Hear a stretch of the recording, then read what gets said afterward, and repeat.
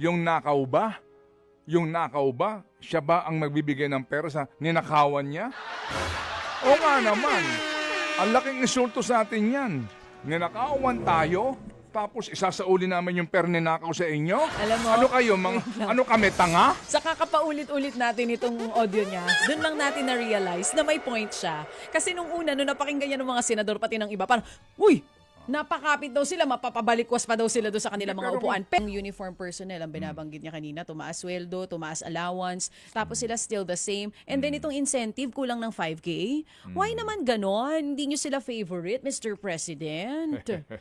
Sasama talaga loob ng teachers natin. Para bagang ang nagpapagod lang ba ay ang mga uniformadong personnel natin? Paano naman po yung mga teacher natin na pagod na sa pagtuturo sa ating mga kabataan? Sabi nga, hindi kaya kayo hindi kaya kayo makasuhan ng sedition dyan.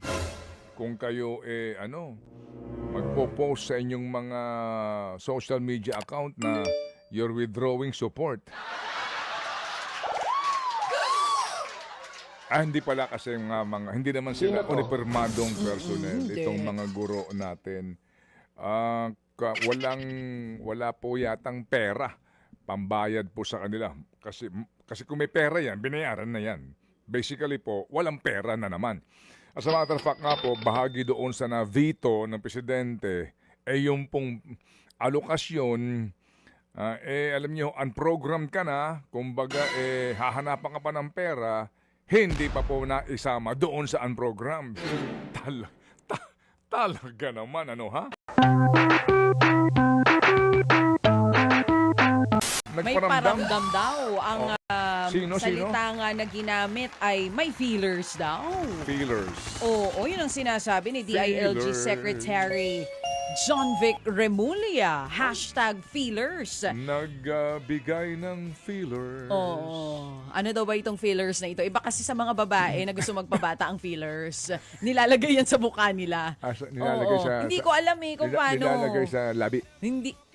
Oo nga, pampakapal. Oo. Feelers. Correct. Meron din namang naglalagay sa mukha. Pampakapal din ang mukha. Ay, hindi pala, pampabanat pala ng mukha. Okay, pero easy. ito ibang feelers to. Uh-huh. Feelers, dahil ang sinasabi nitong si DILG Secretary John Vic Remulla, ito nga daw si dating Congressman Zaldico ay parang nagpadala ng feelers na gustong makipag-usap sa kanya. Oo, meron daw siya kakilalang pare, nakakilala rin ni Zaldico at gusto daw ng dialogo ni Zaldico. Dialogue? Kay DILG Secretary. Oo. Hindi pala sa kanya, sa ombudsman. Anyway, sa akin naman kasi, hindi ba? Hanapin niyo si Zaldico. Oo, yun po sa atin dito. Hagilapin niyo siya. Gawin niyo ang lahat ng kaparaanan. Kung nagawa niyo yan kay Alice Guo, hindi po ba? Kung nagawa niyo yan kay Arnie Teves, gawin niyo kay Zaldico. Yung mga feelers na ganyan, palamuti na lamang yan with all due respect. Anong sinasabi ng kanyang abogado? Pero iba ang sinasabi. Naglabas po ng kanyang abogado po ng statement. Ang na gusto sabi, namin nga makapanayam mga kahapon nga sana, kinukuha po namin para po sa araw na ito. ang sabi po ni Attorney Roy Rondain, mga kapatid, ito po mismo ang padala niya, hindi lang sa atin, maging sa iba pang kawani po ng media. As far as I know, I am the only person authorized to speak for Representative Ko. I made no such overture. So unless they spoke with him directly, I must say that those were unauthorized feelers. So, taliwas sa sinasabi nitong si DILG Secretary John Vic Remulla. Kumbaga, kung gusto man daw nitong si Zaldico na makipag-usap, dadaan talaga lagi sa kanya at wala din daw siyang ganong ginawa. No? Wala siyang ganong aksyon na ginawa. Kasi nga, tayo pong lahat ay nag-aabang. Tayo pong lahat gusto na nga po na mapabalik na yan si Zaldico dito na magkaalaman po tayo at maramdaman natin yung sinseridad ng gobyerno. So itong mga ganito mga bali-balita na may feelers, para lang magkaroon din po ng feeler na informasyon. Oo. Para lang may maichika, ganon. Para Sorry lang may po. masabi. Anyway, di ba, para po sa amin dito, sige po. Tama. gawin nyo na, magkano ang intelligence fund ng presidente, ng DILG, PNP, NBI, DOJ, o dito kay Atong Ang, 10 million po sa mamanggagaling yung pera. Malamang po galing sa intelligence fund yan. Anyway, go ahead. Sige po, pera pa din po ng bayan yan. Hindi na humali para mahuli po yung taong yan. Para ho sa katarungan ng mga sinasabing biktima itong mga missing sabongeros na ito. Right? So ito kay Saldi ko, ano pong ginagawa natin? Magagalak po kami kung yan po ay maisasakay nyo pabalik ng eroplano o anumang pong sasakyan niya. O kahit mag-magic carpet siya pabalik ng Pilipinas, makabalik lang po siya na magkaalaman na po tayo. Yun lang ang sa atin dito. Kahit walis tingting ang sakyan yan Yes, sir. Kasi hindi namin maramdaman na parang desidido kayo sa paghahanap. Parang wala nang ginawang aksyon na after nung, nakipag-ugnayan na ba sa International Police? Okay, May sige. tugon na ba? Opo. Well, mga kapatid, sorry po, muli ako po hihingi na pangunawa sa inyo kasi ang laman ngayon ng balita, lahat kayo, makinig po kayo, ang laman ng lahat ng balita, politika at usapin po ng korupsyon at problema ng bayan. Sorry po, yan po at yan ang laman magmula po last year. Ano po hanggang ngayon, yan pa rin po at yan ang laman po ng balita. And definitely po, ito po ay bubukol sa ating pong kabuhayan at ekonomiya, itong problema po natin politikal. So today, meron pong isang maghahain po ng isa pang impeachment complaint laban kay Pangulong Bongbong Marcos Jr. Yung una pong impeachment na i-forward na daw po sa tanggapan ni Speaker. So mamaya daw po ito mangyayari, pangalawang impeachment complaint. Yan po ay bahagi ng demokrasya, yan po ay bahagi po mga kapatid ng karapatan ng ating mga mamamayan. Yun lamang pong unang impeachment complaint, kami po ay nakailang tawag na dito po sa party list na ito. Anong kanyang pusong mamon? Anong kanyang party list? Hindi pusong mamon. Saan mo nakuha? Pusong Pinoy. Ay. Oo, pusong Pinoy party list. Ay, sorry. Pusong mamon. Nagugutom tuloy ako nagsabi ka ng mamon. Ay, sorry po. Oo, bagay yun sa Boss Max Coffee, pero pusong Pinoy. Itong pusong, ano man pong pusong ito, kung may puso man siya, panay ang tawag namin sa kanya. Hindi kami sinasagot at yung mga telepono yata, anong sabi Dimpy? Cannot be reached ng telepono, ano ba? What? No answer at all. Yung abogado, yung mismong complainant, si Andre De Jesus, nakailang tawag na rin po kami. Hindi rin po kami pinauunlakan. So kung sakasakali po, attorney, bukas po ang aming programa para makapagtanong kami sa inyo. Kasi ito lang po, sa aking karanasan, ito lang po ang tanging impeachment complainant na ayaw pong magpa-interview. Magtataka ka, mag-iisip ka, bakit? Usually po yan, pati yung endorser niyan, although karapatan nila yan, karapatan. Pero kasi nga, gusto mo nang maipaliwanag sa bayan, di ba?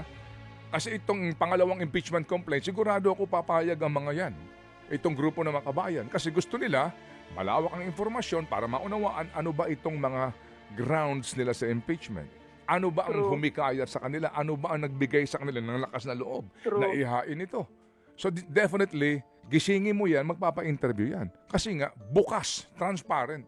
Itong unang impeachment complaint, bakit ayaw? Bakit mailap? Di ba? Parang kaya tuloy yung iba nanghihinala na ito'y planted. Hindi, may ganun ng kaisipan May ngayon. mga ganong usapin May ngayon. mga ganung pagdududa. Na para bagang, parang ang dating is, anong kanta yun?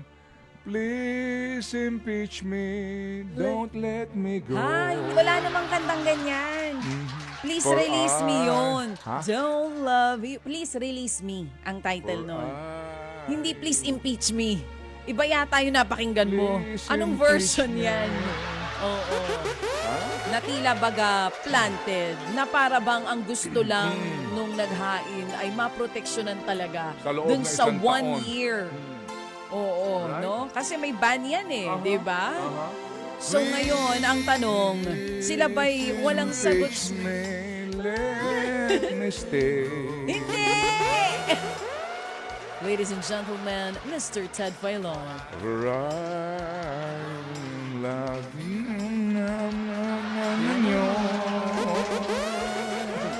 Hindi ba? Saan ka naman nakakita na naghain ng impeachment complaint pero ayaw hong magpaliwanag? Right? Anyway, o sige po. So, ang tanong lang ho natin dito, Baka kasi dito magka-teknikalan na baka itong unang impeachment complaint ang sabihin na deemed initiated na. Ang alam natin diyan, hindi pa yan initiated. Mai-initiate yan kapag yan ay inihain dito po sa plenaryo at mai-refer sa Committee on Justice. Deemed initiated. So ito hong pangalawa, tama lang naman din kaya sila nagmamadali kasi nga para maisama na sa Lunes. Oo. Kasi pag yan po ay hindi isinama sa Monday ang sa Makabayan Block at ang maihahain lamang sa order of business ay itong number 1 na impeachment complaint plus mga kapatid, ito po ay mai-refer sa Committee on Justice, deemed initiated na yon. Simula na ho ng 1-year ban yun. Ha? Yan po ang ating po pakaisipin. O sige, ano ho bang ating magagawa? Bahagi po yan ng ating demokrasya, bahagi po yan ng ating pong provision ng ating saligang batas on the issue of accountability. Di po ba? Ngayon, anong say mo dito kay itong inihain naman karagdagang reklamo sa ombudsman din naman labang kay VP Sara? May panibago na naman. Oo. Alam nyo, itong bayan na to. Hindi ba? Presidente. Tapos, naghihintay daw ng Feb 6. Kapag wala pong resolution ng Supreme Court, may maghahain ka agad ng impeachment. Saan ka naman nakakita, ha? 2 pinakamataas na opisyal ng gobyerno, may mga impeachment complaint. Bahagi ng demokrasya. Tama. Pero, mga kapatid, yung ingay nito sa politika and kung ikaw yung negosyante, so anong tawag mo dito? Diba? Political instability. Klaro. It's clear. Ang siguro ho sa mga estudyante ng economics, no? Ito ho bago itong theory. Kasi 'di ba may mga economic theories kung nag-aral ka ng economics 1, economics 101, 102 ganun yan sa College of Economics. So ngayon bago itong theory, 'di ba? The economics of wait and see. Bago yun Wait and see what's gonna happen. Abang-abang lang kumbaga. Di ba? Tama. Oo. Parang, anyway, ay nako po. Wala na ba magandang balita? Wala akong mahanap. Gustuhin ko mang magbigay sa'yo ng magandang balita. Wala talaga akong makita. Meron daw. Ano? Meron daw madadagdag sa mga makukulong. Ay, Sa mga oo, nag-aabang. may kasunod daw. Pagkatapos daw ni dating Senador Bong Revilla, meron na daw next. May mga ugong-ugong na ang susunod, I see. Ako, maghunos dili ka. May susunod nga. Yun ang sinasabi. Pero nailahat-ahala na naman yan sa ibang mga dyaryo. Nasa balita. Nasa mga balita Hindi, naman sa na akin. yan. Kung sino yung susunod, di hulaan nyo o kaya bumili kayo ng dyaryo na mabasa nyo. Meron lang mga nagtatanong ng mga taga-Bulacan. Oo. Yung mga taga-Hagonoy at sa distrito, sinasabi, ano na nangyari kila Congressman Dads Domingo? Sa Bulacan. Sa Bulacan. Oo. Kasi yung mga proyekto na mga sinasabing may mga ghost projects, hindi ko sinasabing siya ang may gawa o may kaugnayan dito, pero may mga nagtatanong, bakit daw yung kongresista doon sa mga lugar na nadiskubrihan ng mga ghost projects, ay parang walang say. Parang exempted, District mo yun Oo.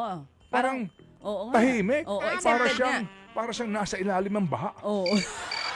Hindi mo maramdaman. Wala kang marinig. Ha? Oo. Ay, hindi ko sure. Hindi naman ako parte ng kamera. Malay ko din ba? Baka hinahanap na siya ng mga taga-Bulacan. Pero malay nyo naman, sa susunod, the Blue Ribbon Committee hearing, maipatawag yung mga hinahanap nyo. I doubt it. Malabo? Okay, ganito. Speaking of camera, alam nyo ito nung nabasa ko to, alam mo damdamin ko dito, sana all. Yan, sana po mangyari sa atin ito. Ito lang, bago tayo mag-short break at maghatid po ng balita. Mga kapatid, sabi ko nga kahapon, di ba, dahil po aasahan, bababa ang koleksyon ng customs, bababa ang koleksyon ng BIR, ang laki ng ating budget, so ang remedyo, utang. So lalaki ang utang. Ano ang remedyo po pag sobrang laki ng utang? Alam nga namang utang ka lang ng utang. So dapat may cost-cutting measures. Pag sobrang ng utang mo, sobrang na gastos mo, ikaw na lang sa pamilya mo, magtitipid ka, di ba? Magbabawas ka ng gastos. Magbabawas ka ng mga kumbaga. Unnecessary. Hindi lang unnecessary. magbabawas ka kung maaari ng pwede mong bawasan nang sa ganon magkaroon kayo ng Savings. ng pagtitipid. Oo. Opo, para ka hindi mabaon sa utang at maramdaman din in this case mo ng bayan na may malasakit ang gobyerno. Alam nyo doon sa bayan mo, Oh. Saan? sa Colombia. Oh. Diba? Ano Ito, meron sa Colombia? Sa Colombia, pareho po ang ating system of government. Practically, pareho. No? Presidential, pero yung kanilang doon, vice, parang sa America ticket. 4 years po ang term nila doon. Presidente, vice, and then bicameral. Same po halos no? Sa Colombia. Alam nyo doon ang ginawa nila? Nagkaroon ng direktiba na lahat ng kanilang mambabatas bawasan ng 30% ang sweldo. Bilang bahagi po ng kanilang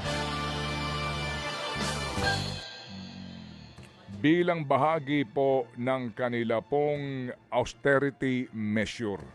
So doon sa kanila, mas maliit ang sweldo. Sa atin po kasi, narinig po ninyo, di ba, kung magkano ang swelduhan sa Congress ngayon. Doon sa kanila po, more or less $13,000 a month. So 800,000 pesos. More or less yan ang sweldo. Babawasan ng 30%. Lahat ng senador at mga miyembro ng kanila pong kongreso. Bilang bahagi, kumbaga, para daw humaramdaman ng taong bayan. Kasi nga, yung demonstrasyon paparating na, naghihirap ang maraming mga manggagawa, 32 times yung minimum wage earner, ang laki ng sweldo ng kanila pong mga opisyal sa gobyerno, magbabawas sila ng sweldo para ipakita daw po na nagmamalasakit sila at mabawasan po yung kakulangan sa pera. Nakita mo yan? Oo nga, from 13,000 magiging 9,400 US Nakita mo, dollars Aaron? na lang daw. Kahit na po ano pang sinasabi tungkol sa bansang Colombia na yan, pero doon ngayon, yun ang kanilang ginagawa. The pampered legislators, hindi lang pala dito sa Pilipinas. Sa atin. Ha? Tahimik tayo eh. Oo. Dito. Hindi ba? Ang lalaki na nga ng sweldo, nakaw pa ng nakaw. Nga ni Ginoong George, ito po'y meron pa ring effect sa ating pong ekonomiya at sa ating negosyo at sa impresyon ng mga dayuhan na mga namumuhunan. Ito ho ay karapatan ng sino mang mamamayan na maghain po ng impeachment complaint laban sa mga impeachable officials. O sige, pero nonetheless, tutuloy kayo ngayon sa office ni Binibining Garafil para hiyain yan at ipapareceive pa rin ninyo sa kanyang opisina. Definitely po. Kasi yun naman ho ang sinabi ng rules eh. Ang complaint ay ipa-file sa Office of the Secretary General. So sa office niya namin ipapareceive itong aming reklamo at naniniwala kami na dapat nilang i-receive to at dapat i-transmit sa speaker at isama sa order of business. O sige. So, ang sinasabi ng iba, mukha na namang suntok sa buwan yan. Kasi ang majority ng mga miyembro ng Kamara ay miyembro ng koalisyon na sumusuporta sa Pangulong Marcos. Well, alam niyo po, sa dinami-dami ng impeachment complaints na ating nilahukan at hinain, kailanman ay hindi naging konsiderasyon ang bilang ng mga kongresista, hindi konsiderasyon ang political alignments. This is a matter of principle, a matter of duty, a matter of accountability. Kahit 3 ang endorsers namin, kahit 3 lang ang endorsers namin, kahit hindi kami mayorya sa Kamara, naniniwala kami na tungkulin natin na ilabas ang mga usaping ito at mag-demand ng accountability bilang mga taxpayers na pinagnanakawan ng ating gobyerno. Okay, sige. So sabi nga natin, karapatan nga na kahit na ninuman, no, na ito'y maihain at maisampa, yung nga lamang depende yan doon sa motibasyon ng mga nagrereklamo o naghahain. Gusto ko lang kitang i-remind na to, baka magamit nyo ito, ha? Dito sa inyong pagpunta sa office ni Sec. Gen. Garafil, na dito naman kasi sa House Rules mismo ng Kamara, sa filing ng verified complaints na ito, ang sinasabi naman lang dito ay shall be filed with the Office of the Secretary General. Tama po. So, That office. is the provision. Yes, so, sa Tama office. po. So, dapat tanggapin nila kasi sa office lang, hindi naman sinasabi mismo na direktamente doon sa SecGen eh. So when you say office, anyone in the office can receive Tama it, po. and then lagyan na ng oras, etc. At ang atin lamang dito, follow up sa Lunes na maisama na ito, mai-refer kay Speaker Bogie D. Tama po, no? Yun ang aming pinangahawakan ngayon at yun ang aming ididiit kapag nag-file kami mamaya. O sige, so makikibalita kami sa inyo, pero kumusta naman yung kay VP Sara na inyong ihain na Ay, impeachment? Naka-ready po kami. Hindi na po natin hihintayin yung resolution sa ating motion for reconsideration. Kapag nag-lapse na yung 1-year ban, nakahanda na po ang aming grupo na i-refile ang impeachment complaint laban sa Vice Presidente. Okay, sige. Salamat na marami. Sagarin ko na ito, ha, Sir Nato. Nakatanggap ka rin ba ng subpina galing sa, ano ba yan, DOJ o CIDG doon sa kasong sedition? Yes. Last week po ay nakatanggap tayo ng subpoena kaugnay ng kasong sedisyon. Ito ay in relation sa September 21 protest dyan sa Mindiola. Sa pananaw natin, ito ay harassment case lang, panggulo, pang-abala. Wala ho talagang batayan at mukhang ang ginagamit na lang ay panakot sa mga nagnanais magprotesta kontra sa korupsyon. So ito po ay haharapin natin at tiwala po kami na mababibigo itong sinampa nilang impeachment laban sa amin kasama na yung mga iba't ibang student leaders. Yun na bang nabasa yung complaint? Ano daw ang basis para sabihin na ikaw humihikayat na pabaksakin ng gobyerno? Ito nga ho parang nakakatawa yung 2 pahina lang yung affidavit nila at sabi daw ay nakita ako at dahil ako ay known leader, meron agad na akusasyon na ako ang nag-udyok sa mga tao na maging marahas nung araw na yon. Gusto ko lang ipaalala na it is well known na nung nangyari yung kaguluhan sa Mindiola, ako ay tinamaan po sa mukha ng bato at kinailangang kagyat na dalhin sa emergency room. At wala po ako sa posisyon para mag-utos-utos at mag-udyok ng tao dahil nga early on, sa simula pa lang tayo ay nadisgrasya na. So tingin natin, invento lang talaga itong kanilang sinampang kaso na meant to harass and intimidate the public. O sige, so good luck sa inyo, Nato, at makikibalita kami kung ano magiging tugon dyan sa inyo sa tanggapan ni Binibining Garafil sa inyong ihahain na impeachment complaint. Salamat na marami ka, Nato. Thank you, Manong Ted at DJ Chat. Pagandang araw sa inyo. Si Ka Nato Reyes po ng grupong Bayan.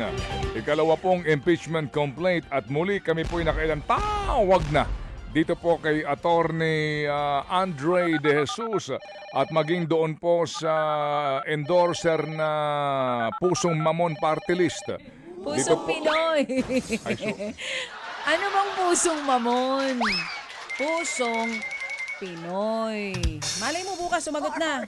Kasi baka may ibang sumagot na Pusong Mamon Party List. Meron ba? Sinasabi ko kanina pa na usually po kapag ganyan na may naghahain ng impeachment complaint, usually yung pong mga naghahain yan ay willing na sumagot sa katanungan ng ilang pong mga mamamahayag o sino man pong gustong magkaroon ng karagdagang informasyon sa complaint na inihahain. Kumbaga yung iba nga dyan, sila pa ang nagvo-volunteer, di ba? Sila pa ang tumatawag sa mga media entities para sabihin na ready kami anytime kung nais nyo kami makapanayam. Ito lang po ang sa aking karanasan na para bagang kakaiba na naghain ng impeachment complaint na hindi mo makapanayam, hindi mo mahagilap.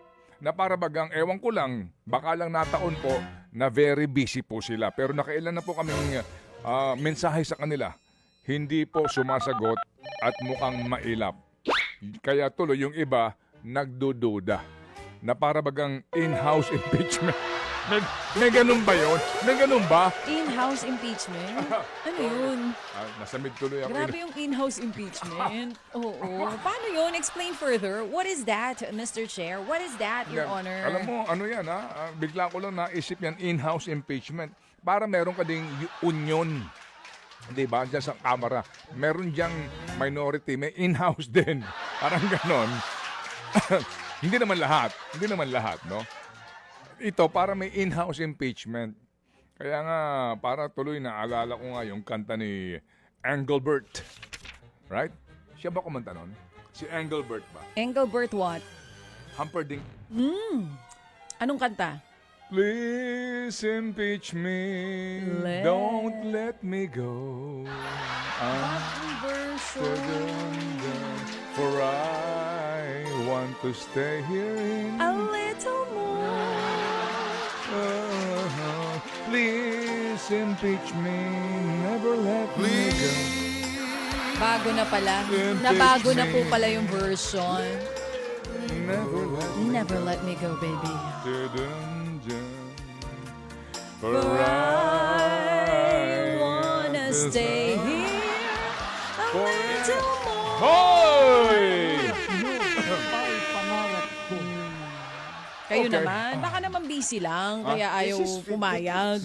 Dito sa ito ngayong mga whistleblowers na ito, mabanggit ko lang itong kwentong ito, mga kapatid, kasi noong sinasabi kahapon na may balita, girl, na may feelers daw at nabanggit yung mga pare.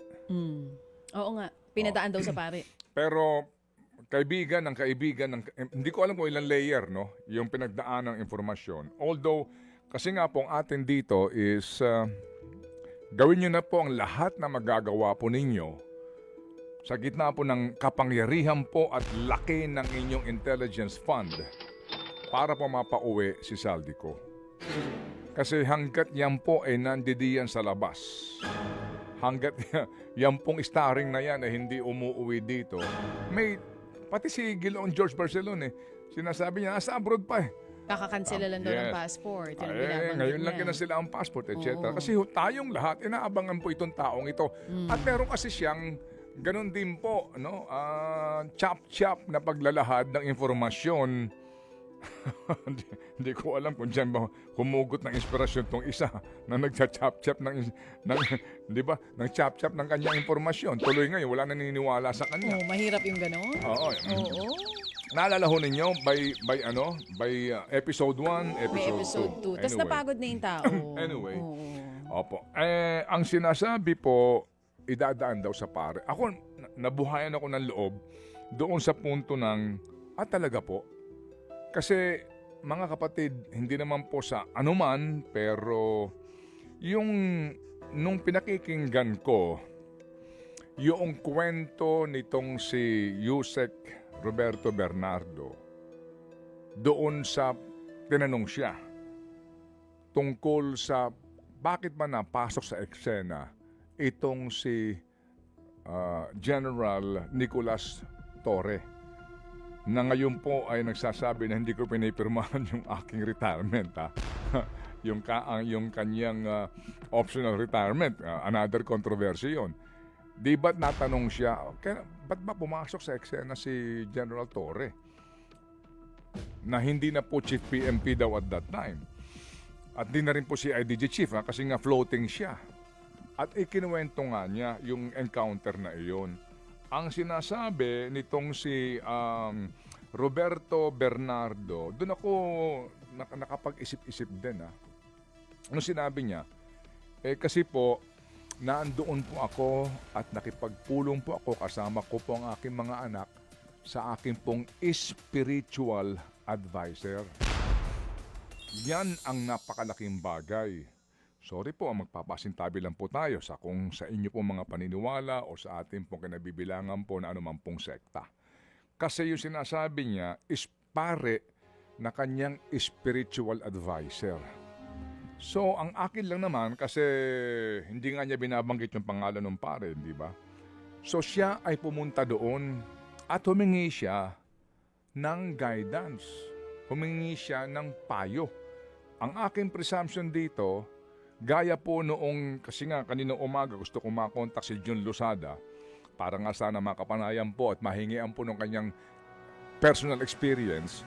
Si Jun Losada po, nung panahon na siya ay nagdesisyon na umuwi sa Pilipinas at siya po ay ibiniyahe at mabutit nakaligtas, doon po humingi yan ng sanctuary sa mga madre. Okay. Yun po ang simula na. Yung pong guidance na ibinigay sa kanya ng kanyang mga naging spiritual advisors. So naaalala ko that time, ang payo sa kanya is to tell the truth. Magsabi na lamang ng lahat ng katotohanan. E paano po yung mga kwento na wala akong sapat na ebidensya? Hindi, basta sabihin mo ang totoo.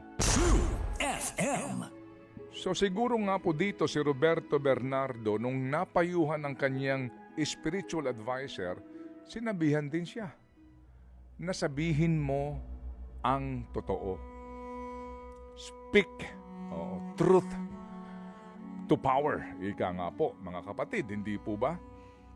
Sabihin mo ang katotohanan at pawang katotohanan lamang. Kasi nga, ang prinsipyo dyan, ito hong mga nagbibigay po ng ganyang pong uri ng payo ay the truth will set you free. Yan din ang sinabi nitong sila June Losada. Sabihin mo na lahat ng katotohanan. Dahil yan ang magbibigay sa iyo ng kaliwanagan ng isip. Kumbaga, pinauubaya mo na kung ano ang mangyayari after that. Kaya nga po, dito, nung akin napakinggan yan, sabi ko, ay kaya pala. Most likely, yung kanyang advisor nagsabi sa kanya na, sabihin mo na ang lahat ng katotohanan. Kaya nga nung nagkaroon ng hearing ng Blue Ribbon, inaasahan ko sana po, doon na andoon yung Ulaybar at yung Ngu na nag-deny lamang at naandun po yung pong naghayag ng kanya pong nalalaman at personal knowledge, man lamang nagkaroon ng test of credibility kay Bernardo, di ba? Para bulaanan din yung simpleng denial lang na hindi namin kilala yan. Ay, hindi totoo yan. Ganun po kasimple. Kasi kung magkakaroon ng test of credibility, halimbawa, yung hihingi ka Rome ng detalye. Yun eh. Detalye. Sige nga, as sa iyong pagkakaalala, yung pag-deliver mo ka mo ng ganitong kalaking pera, detalye. Kasi po, ang taong nagsasabi ng katotohanan, balik-balik ta rin mo man yan, yung kanyang memory, hindi po at hindi yan kukupas ng lubusan, magbabago-bago. Hindi mababago. Hindi po ba? Anyway, so walang nangyaring ganon ng test of credibility at tinanggap na lang, okay, ito sinasabi, denial, tapos ng boxing. Para din kay Bunuan. Anyway, tapos na yan. So ngayon, ang akin po lamang ditong pinupunto, yun ang kagandahan kay Roberto Bernardo. Sa akin po pagkakaunawa lamang ito dahil nga po sa kanya pong spiritual advisor. Na sana nga, ito rin po ma-encounter ng ibang mga sangkot dito. Kagaya po ni Curly at saka nga nitong kanyang misis. Sana po maka-encounter sila ng ganon. Kasi ngayon mukhang ang kanila pong ginahinatnan ay hindi spiritual advisor. Kung hindi legal advisor. Anong kaibahan ng legal advisor sa spiritual advisor? Well, yung legal advisor based on... Well, ayoko magsalita, baka may masaktan ako. Siyempre, pag legal advisor versus Anong spiritual... Anong kaibahan? Siyempre, may intervention ni Lord yung sa spiritual advisor eh. Intervention ni Lord. Oo, So parang kung magbibigay ka ng payo, di ba, parang nakaangkla sa Sige. Diyos, Oo. mga ibibigay mong payo, yung Mahirap- totoo na. Hindi, mahirap mag-invoke ng Diyos katotohanan na. Mahirap mag-invoke Oo, alam mo, mahirap mag-invoke ng ganyan. Pero ang sabi ko nga, spiritual advisor, yung sinasabi na, Ano? you tell the truth because the truth will set you free. Teka. Hindi, basic lang yan. Oo. Listen, okay? Okay.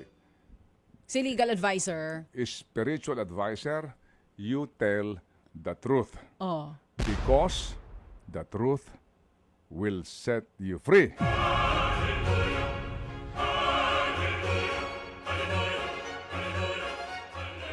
Okay? Alright. Kung legal advisor, itong sasabihin niya. Ano? Alright? Okay. If you tell the truth will put you in jail. So, kung ikaw si legal advisor, sandali lang. Hindi mo siya advise ng gano'n. Sandali lang. Di walang intervention ni Lord. Char! So, Yung legal sandali lang. advice. So, kumbaga, Oh. dali. magkano ba ibabayad mo? Depende. Magkano ba bayad mo sa akin? Oo. Attorney, magkano ba usapan natin dito? Ganito, sige. Because if you tell the truth, you will go to jail. The truth will put you In jail. jail. So, Well, depende sa taktika ng abogado. anong taktik? Oo, kasi pwede naman yung, kung ako abogado, pwede ko sabihin sa aking kliyente Na alin? na, well, if you tell the truth, you might go to jail. But if you tell the truth, yan din ang magiging rason kung bakit mapunta ka man sa jail, pwede kang ma-release sooner or later. Pwedeng ganon, pwedeng Pwede ka taktika. maging WPP. Oo, Pwede pwedeng kang- maging taktika. Depende talaga Pwede ka sa maging legal testigo. advice. Correct. Alright, Oo. sige. So, yun na nga. No? Dito po sa kasong ito, you tell the truth and then samahan pa po ito ng tama din pong guidance. Oo. Pwede pong pakiusapan na pwede ba kami maging testigo. Yan. Oo. Diyan Kumbaga na- may paghahagil Okay. na nagaganap. Ngayon, dito ho papakasok din yung, okay, gusto mo maging testigo. Ano ang ating assurance na nagsasabi ka ng totoo din maliban sa mga kwento mo at patunay na ikay sincero? Doon napapasok yung sinasabi ng iba na nagsauli nga ng pera. Restitution kasama yon. Although hindi daw requirement yan. Ha? Oo. Hindi nga In requirement. fairness, sinabi din naman ng DOJ yan. Oo. Hindi yan. Pero para mapakita... Pero idol mo talaga si Alin? Prosek Padulyon, di ba? Oo. Talaga. In fairness naman talaga to him. Pero para mapakita Okay. na sincero ka na maging parte ng Witness Protection Program, ang ilan pinapakita, magbabalik ako para ito. Para malaman nyo na nagsisisi ako sa mga nagawa ko. Ibabalik ko kahit papano yun natitira dito. So, kagandahan po dito sa nangyayari nga so far po naman doon sa mga nagsauli na po ng pera, una, naramdaman mo na yung kanila pong pagiging nagkaroon ng kahit papaano po, bagamat hindi daw ho ito yung kabuuang halaga. Kung susumahin mo yung mga ninakaw na pera, meron pong pagpapakita ng kanila pong kagustuhan na magbayad, magbigay ng bahagi ng kanilang kinulimbat. Kahit papaano po, meron pong kumbaga good faith na matatawag. Kahit papaano. Correct. Kasi nga sinasabi, barya lang yan eh. Porke ba nagbalik na, wala nang barya kasalanan. Hindi naman ganon. Kumbaga, kapag gumawa ka ng, kung gusto mo maging witness, bukod sa pagsasabi ng totoo, eto pa, para maniwala kayo sa akin lalo, ibabalik ko pa yung iba sa nandidito pa sa akin o nandito pa sa akin ngayon. Kesa naman sa wala kang ibabalik, di ba? Okay, so ngayon, Oo. ito ho mga kapatid rin naman, ang kainaman pala dito, lumalabas ngayon, maganda nga rin talaga na hintay mo muna magsauli yan. At sa pagsasauli niyan, kasama na doon sa Memorandum of Agreement at nabahagi po ng lalabas na sinumpa ang salaysay. Nagsauli ka ng pera na ninakaw mo, maaring hindi pa kompleto yan, pero nagsauli ka ng pera, ibig sabihin, hindi ka na pwedeng umatras. Kasi mahirap yung ikaw masyadong magulang, gusto mong maging testigo ng estado, hindi ka magsasauli ng pera. Hindi. Pasok niyo muna ako sa WPP. Tsaka natin pag-usapan niya kung magsasauli ba ako ng pera o hindi. Di ba? Pasok niyo muna, sigurista ang gulang eh. Siguro yung kanyang legal advisor, medyo ganun nga ang takbuhan ng kaisipan, no? If you tell the truth, you will go to jail. Di ba? If you tell the truth, sayang ang pera mo ninakaw. If you tell the truth and then you return the money, you will go to jail. So then, don't tell the truth. You just give it to me. I will make sure you will not go to jail. So mga kapatid, ang gulang, yung palang kagandahan dito, yung magsauli ng pera at mag-affidavit na nagsasauli ng pera ninakaw kasi hindi na siya makaka-atras. Kasi magbago man siya, mag-retract man siya, Ng statement. sino ba namang siguro yung talagang super corrupt na lang na Sandigan Bayan Justice o talagang Parang ang hirap lusutan ng ganun eh, no? Kasi nagsauli ka na ng pera eh. Oo eh. Tapos bigla kang magre-retract na, hindi ko po ginawa yan, hindi po totoo yan. Nagsauli ka na. Saan galing to? Yan. Ano to? Ano to? Pamasko mo sa amin? Pamasko mo sa taong bayan? Hindi ba? Hindi, parang ang Ang hirap ng baguhin ang- pag may kasamang pagsasauli ng pera. Ang ganda rin, di ba? Kung ito ho ay strategy po nila Prosec, saludo ho kami sa inyo. Oo nga naman, ano? Ang ganda pong kaisipan yan.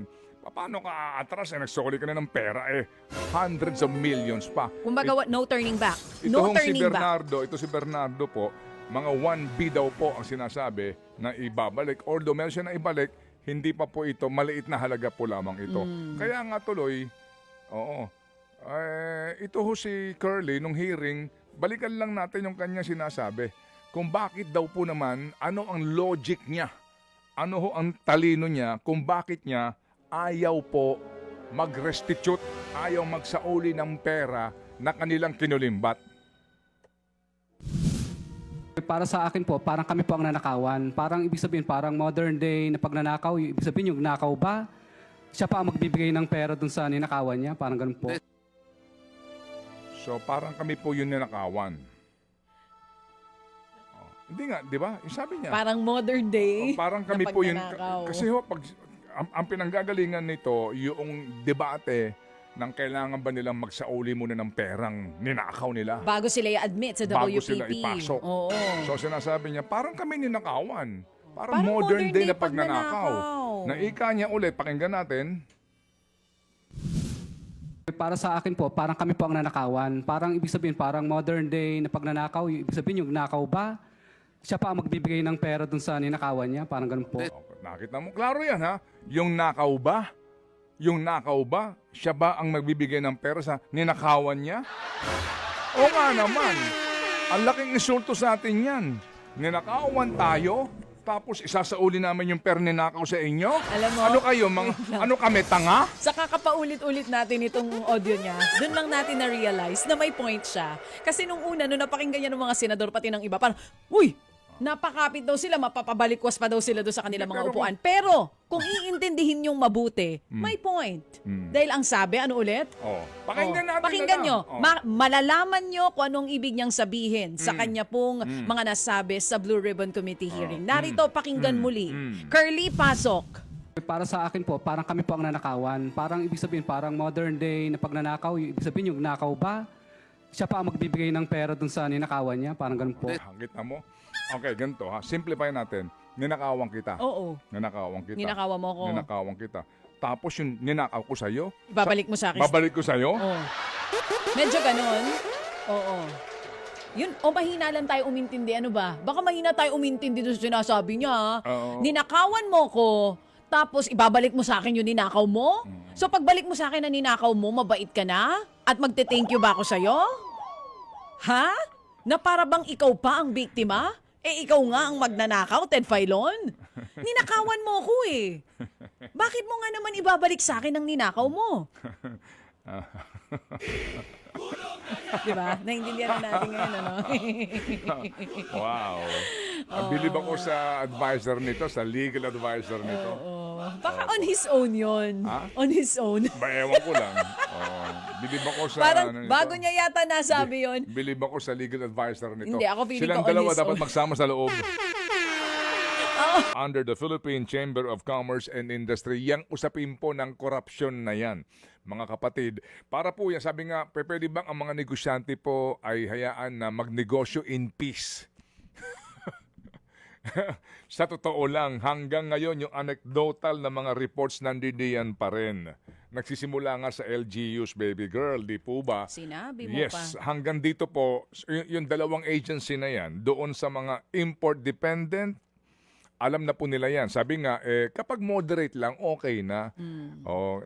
Hinahayaan na lang nila. Pero kapag sobra-sobra na, kaya sila umaalma. Yes. Pero ang kagandahan lang po sa atin, bago pong ating susunod na panayam, girl, sa artikulo po nitong si JC Punong Bayan, sa aking ang binanggit kanina kay Ginoong George Barcelon, no, na yung ating ekonomiya maaring tawagin na wait and see, pero sabi nga niya, wag naman wait and see, kumbaga wait forever.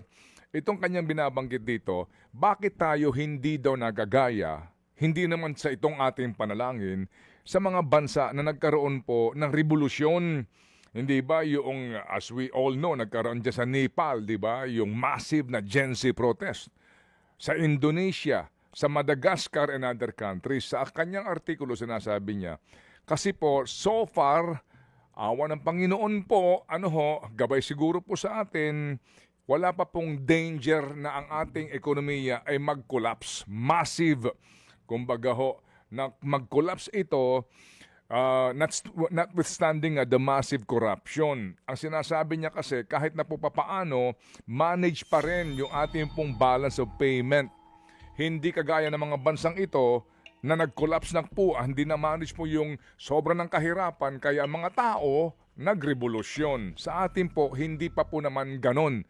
Pero huwag na ho natin hintayin pang mauwi doon. Kasi nga din po, dito po sa usapin po ng korupsyon. Kaya sila Sir George naghihintay ng resulta dito sa investigasyon na ito. Pero ang tanong nga niya, hanggang kailan tayo maghihintay? At saka baka dito, pasampol-sampol lang ang dating. Hindi talaga doon sa mismong mga ulo nito pong iskandalong ito. Hanggang saan ba aabot ang ulo? Hindi ko alam. Hindi mo alam? Oo. Baka mauna pa ako makulong kung sabihin ko. Okay. Alam naman na Wait natin. lang. Sige. Pero pag inunahan ko kayo sabihin yan, Oo. baka akong makulong bago ang susunod na Pasko. Bago ang mandarambong. Oo. Bago yung mga totoong mandarambong. Tama. Hindi ko lang nasabi kahapon doon sa na-interview natin yung taga-Bureau of Jail Management. Doon sa uniforme ng mga bilanggo. Pwede bang mag-donate doon ng mga kulay yellow na t-shirt pero may print na ikulong mandarambong? Bawal yata. Bawal nga eh. Oo, kailangan PDL lang yung nakalagay. Sandali mga kapatid. Ni Alice Go. Opo, Grabe naman nun.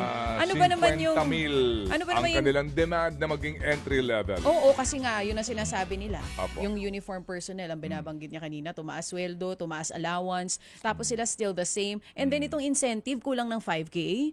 Why naman ganon? Hindi nyo sila favorite, Mr. President? Sasama talaga loob ng teachers natin. Para bagang ang nagpapagod lang ba ay ang mga uniformadong personnel natin? Paano naman po yung mga teacher natin na pagod na sa pagtuturo sa ating mga kabataan? Sabi nga, hindi kaya kayo hindi kaya kayo makasuhan ng sedition dyan. Kung kayo magpo-post sa inyong mga social media account na you're withdrawing support. Hindi pala kasi hindi naman sila uniformadong personnel, itong mga guro natin. Wala po yatang pera pambayad po sa kanila. Kasi kung may pera yan, binayaran na yan. Basically po, walang pera na naman. As a matter of fact nga po, bahagi doon sa na-veto ng presidente, yung pong alokasyon. Alam niyo, unprogrammed ka na, kumbaga, hahanapan ka pa ng pera, hindi pa po naisama doon sa unprogrammed. Talaga naman, ha? Oy, easy. Diyan mo rin malalaman nga yung prioridad ng ating pong mga kagalang-galang na mga opisyal ng gobyerno, mawalang galang lang po sa mga kagalang-galang. Kaya tuloy kanina nabanggit ko ho yung pangyayari diyan sa Colombia na kung saan po naman doon po sa kanilang bansa sa kauna-unahang pagkakataon yung kanilang presidente doon ay nagsulong na babaan po ang tinatanggap na remuneration po, sweldo ng kanilang mga mambabatas bilang bahagi po ng kanila pong austerity measure. Kasi ang kanila pong bansa, ang hirap ho ng takbo ng ekonomiya at yung kanilang mga kababayan mukhang nagpaparamdam na po ng mga protest at pagkilos kasi nga 32 times higher yung sweldo ng mga mambabatas po sa kanila. doon sa kanilang minimum wage earners. Correct, $300 lang daw. So that's roughly around mga 15 to 16,000 pesos. A month na sweldo. Tapos, Okay. etong kanilang mga mambabatas, magkano ulit per month and filon? Pero doon po sa kanila, di hamak mas mababa kumpara sa atin dito. Hindi sila aamin kung magkano, pero meron na pong inilabas ang ilang mga mambabatas kung magkano kinikita. Milyon sa bawat isang buwan. Mga kapatid, ang sinasabi po, babawasan po ng 30% yung sinesweldo ng kanilang mga miyembro ng House kasi po parehong-pareho po halos tayo eh. Yung po lamang sa kanila doon, mas medyo hawig na hawig sa Amerika. Like yung tandem, may pagboto mo ng presidente at vice, and then 4 years lang po yung term. May re-election. Doon po sa Colombia, yung pong bicameral po sila, so babawasan bilang pagkukusa. Sa atin po, by the way mga kapatid, yung utang po ng Colombia at yung ating utang halos din nagkakapareho. Di ba ngayon 17 trillion tayo pesos? More or less ganun din po yan. Yung kanila pong problema lang doon nga, sila din po mayroong political instability. Always. Pero ngayon, nararamdaman na po nila ito nga pong inflation nila at yung hirap po ng buhay. Kaya inunahan na po nila para hupahupain din yung damdamin. Sa atin po, tinaasan pa nila ng 10 billion. Diyan po sa house yung kanilang budget. Pero tayong mga Pilipino, masyado ho tayong pasensyoso. Hindi po ba? Masyado ho tayong maunawain sa kanilang mga pangangailangan. Masyado tayong maunawain sa kanila pong mga luho. Eto muna, bago natin po puntahan itong isa pang importanteng panayam. Girl, ano po? Ngayon pong araw na ito ng Thursday. Balikan na ho natin tong isyong ito. Sandali po lamang, maya-maya po ng kaunti kasi nga napaka-importante na maunawaan natin na sa ibang bansa, hindi sila pumapayag doon sa ginagawang abuso ng kanilang mga opisyal ng pamahalaan.